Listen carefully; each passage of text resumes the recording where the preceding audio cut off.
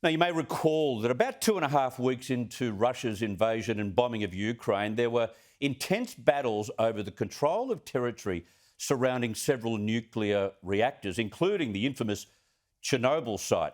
And the world held its breath, if you recall, as it was suspected either gunfire or even Russian troops themselves would trigger a radiation leak or, even worse, a nuclear explosion. Now, some military experts said at the time it may well be a deliberate strategy to ensure the Ukrainian president agreed to a surrender right away.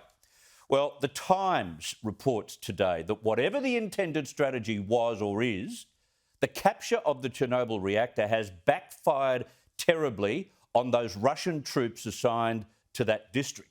Soldiers are pulling out of the area after suffering acute radiation sickness from stupidly digging trenches in contaminated soil.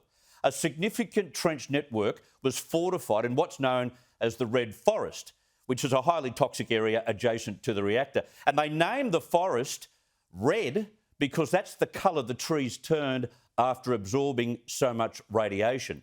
7 full busloads of Russian soldiers reportedly arrived at a radiation hospital in Belarus this week after weeks working in the contaminated forest without any anti-radiation equipment at all.